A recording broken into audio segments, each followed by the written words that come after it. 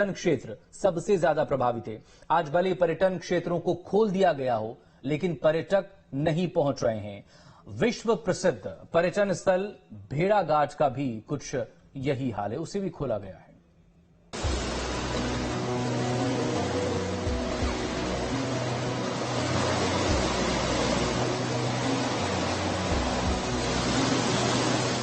कभी पर्यटकों से गुलजार रहने वाला भेड़ाघाट आज सूना पड़ा है। नर्मदा नदी के विहंगम नजारे को देखने के लिए देश ही नहीं बल्कि विदेशों से भी पर्यटक दौड़े चले आते थे। लॉकडाउन ने धुआंधार की खूबसूरती पर भी चार चांद लगा दिए हैं, लेकिन आज इस नजारे को देखने के लिए पर्यटक मौजूद नहीं है।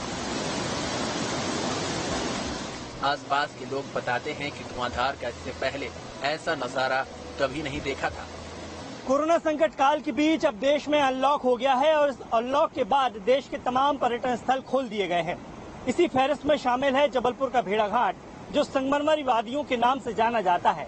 और इस भेड़ाघाट में नर्मदा का वो नजारा नजर आता है जो कहीं और देखने को नहीं मिलता। यहाँ पर विश्व प्रसिद्ध पर्यटन स्थल भेड़ाघाट, जिसे धुआंधार भी कहा जाता है, अपने एक अलग रंग में नजर आ रहा है। नर्मदा के उद्गम स्थल अमरकंटक के बाद नर्मदा का इस विहंगम नजारा केवल और केवल जबलपुर के इस भेड़ाघाट में नजर आता है, जहां संगमरमरी वादियों के बीच से नर्मदा इतनी वेग के साथ बहती है कि पर्वतों को और पत्थरों को काटते हुए आगे निकल जाती है। वैसे तो इस भेड़ाघाट के दीदार करने के लिए देश विदेश से लोग आते हैं, लेकिन लॉकडाउन के चलते पर्यटन स्थलों में जो पर्यटकों की संख्या कम हुई है, फिलहाल बढ़ने का नाम नहीं ले रही है। कोरोना संकट काल के चलते लोगों में डर इस कदर बैठ गया है कि वो पर्यटन क्षेत्रों से दूरी बनाकर रखना चाहते हैं।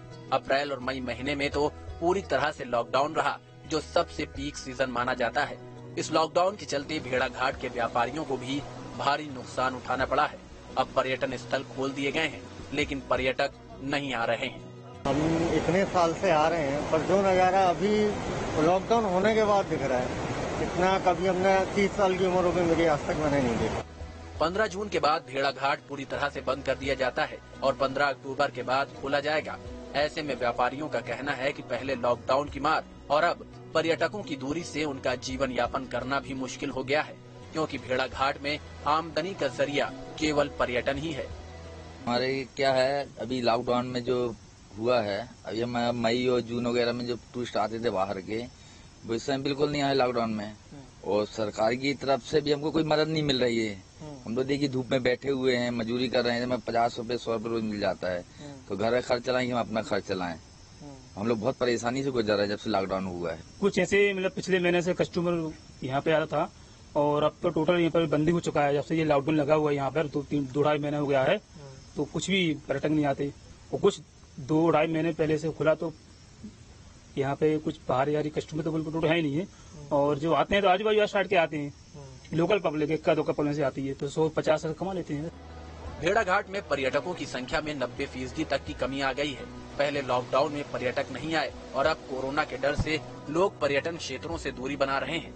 ऐसे में अब स्थानीय जनप्रतिनिधि सरकार से मदद की गुहार लगा रहे हैं। बाहर का एक भी पर्यटक न आने से आज हमारी भेड़ाघाट नगर परिषद और भेड़ाघाट नगर की जनता, भेड़ाघाट नगर परिषद को भी करीब 25 से 30 लाख रुपए का नुकसान हुआ और भेड़ाघाट नगर की जनता खाने को मोहताज है। यहाँ का जो सिस्टम है वह पूरा पर्यटकों पर डिपेंड है।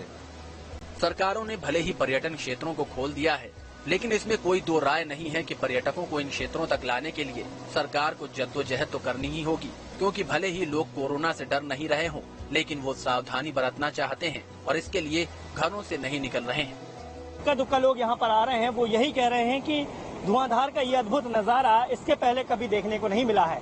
हमने देखा है कि लॉकडाउन में किस तरीके से पर्यावरण साफ हुआ है, नदियां साफ हुई हैं, और उसी का ये असर है कि भेड़ाघाट में न केवल पानी ज्यादा नजर आ रहा है हमें, बल्कि बहाव भी पहले की अपेक्षा काफी तेज है। लेकिन मजबूरी ये है कि इस सुंदर नजारे को देखने के लिए पर्यटक नहीं आ रहे हैं।